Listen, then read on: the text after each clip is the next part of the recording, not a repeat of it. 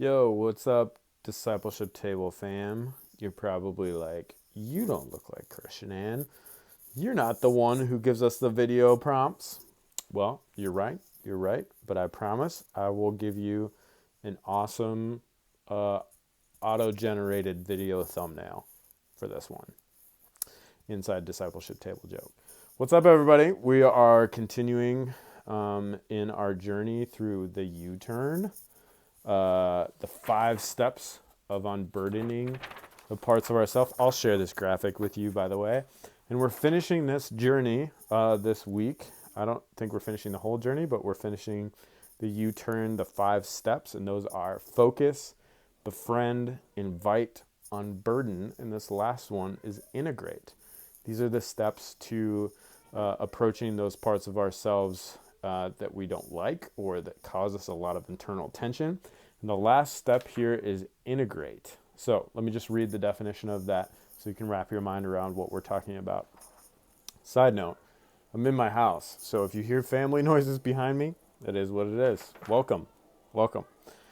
Fifth step to integrate. Integrate and unburden the part of yourself by extending it gratitude, that part of yourself that's causing tension. Help it to find its place within your soul. Now that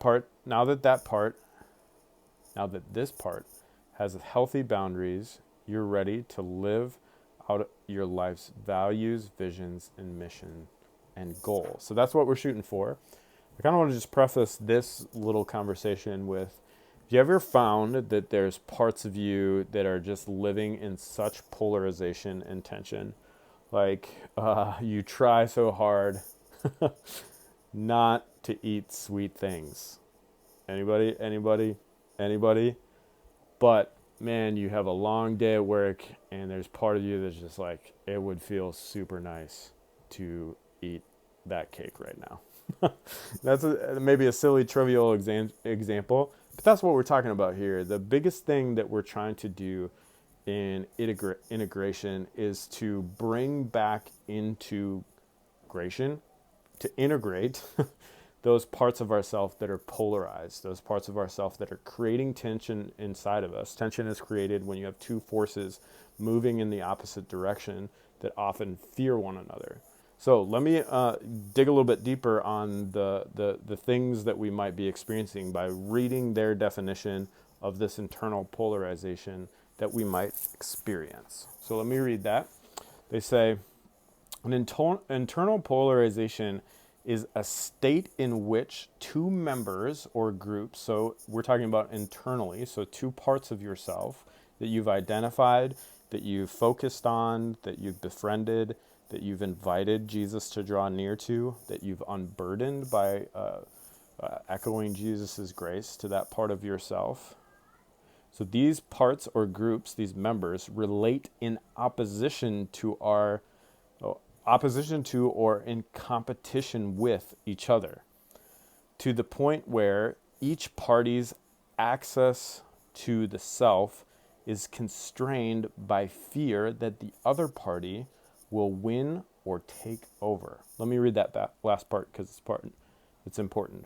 They are constrained by this fear that the other party, so it could be another part of yourself, or if we're talking about relationships here, another party. If we're talking about politics, we're talking about another party.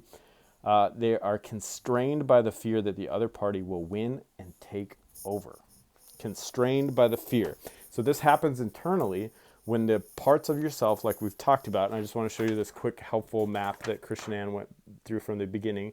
Remember, you have those parts of yourself, the exiles that are in pain, and usually you have those firefighters, so those responses of just give me the chocolate because it makes me feel good, and those managers that's like, let's go on a strict diet because your figure's not looking great lately. That part of you, that both aren't healthy responses. But what we're saying is that there could be parts of you that are in polarization, that are competing and fighting against each other internally. So part of the work of integrating that part of yourself that maybe was wounded before, or that's trying to protect you, or maybe a negative, or a part of you that's trying to douse out the pain you're experiencing, maybe through a negative behavior.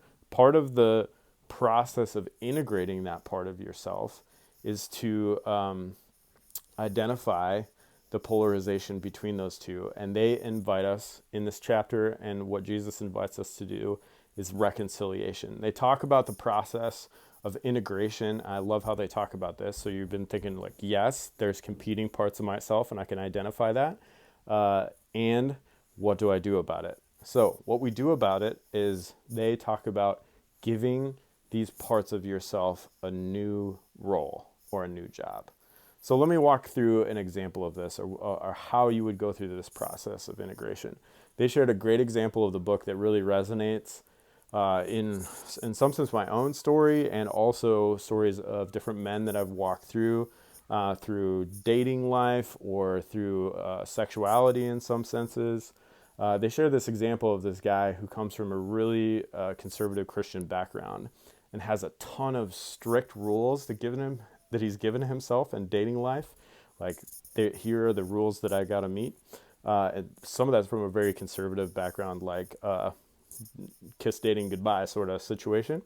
But he also has this parts of himself that feel so constrained that he has episodes of in his life where he just throws all caution to the wind and just goes completely on whatever he desires in the moment with a relationship with someone else. So right there you can see two different parts of that person who are in polarization, who are opposed to each other, and it's creating a lot of tension, and there's disharmony internally for that person. So that would look like you're just trying to walk the straight and narrow, and you feel like you're being too rigid, and you just feel like sometimes like there's too much rigidity, and you're not actually being yourself. You're just doing what you're told or what you think is right, so people look at you favorably. And then there's a part of you that's just like, just throw this all away, just do whatever makes me feel good. And those parts of each other, like the definition of polarization, they think if the other person wins, then they will completely lose. So they are totally terrified of the other. Now, what integration looks like in this situation is to go through the whole process of focusing on those parts of yourself so that you can understand and befriend those parts of yourself so you can hear their stories. And we talked about uncovering the exiles behind those parts of yourself. So the firefighter, the person who's just like, let's put out this pain that we're experiencing relationally by doing whatever makes us feel good. And the manager part of you that's like, let's do this in the straight and narrow and be super strict and have super high standards and totally constrain myself because I've been hurt before and I don't want that to happen again. Both of them coming from a place of pain instead of health. You befriend those parts of yourself, invite Jesus to draw near. Now we're in step 3.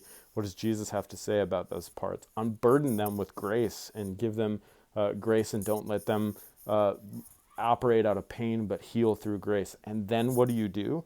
You give those parts of yourself new roles. So what that means in this circumstance that we're working through here, this person gave each of those parts of himself a new role. And how we do that is honor where they're coming from. So that part of that person who was really constrained in their dating life and was really hard on them, the manager self, that person was to honor that part of themselves and say, that's really prudent to be able to want to be honoring to yourself and other people.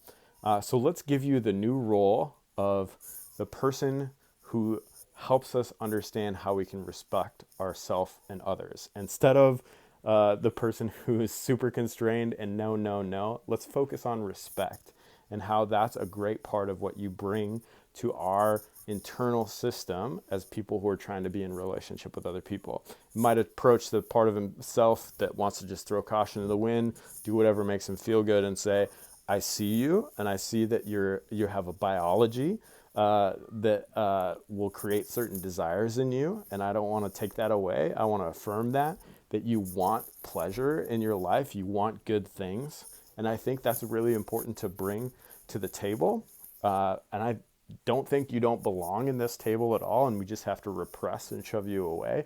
But I do think that you can come to this table in a healthy sort of way and voice what those desires are in your life, and people at this table, even the manager who thinks you're the worst thing in the world and would ruin our lives, is going to honor you at this internal table of ours, if you will, and create space for you to bring that part of who we are into the mix. So hopefully this example makes sense. Let me give you 2 questions that we're going to reflect on in the group. The first question is, if I can remember it, I wrote them down so I can remember them.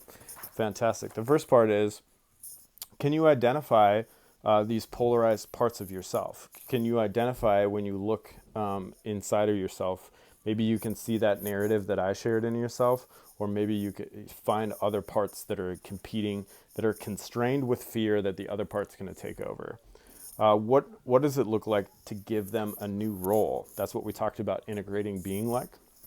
The process of reconciliation is going through the whole U-turn, but it's also, what is your seat at the table now? What is a healthy space for you to come function with the other parts of myself? What value are you bringing towards, like they're saying, the values, vision, and mission that God has given you in life? Third bonus question, if none of this is really sinking in or you don't have an immediate response, is just what part of the whole U-turn process that we walked through tonight and that we've been walking through most resonates with where you are right now. So, peace, guys. See you tomorrow night. See you there.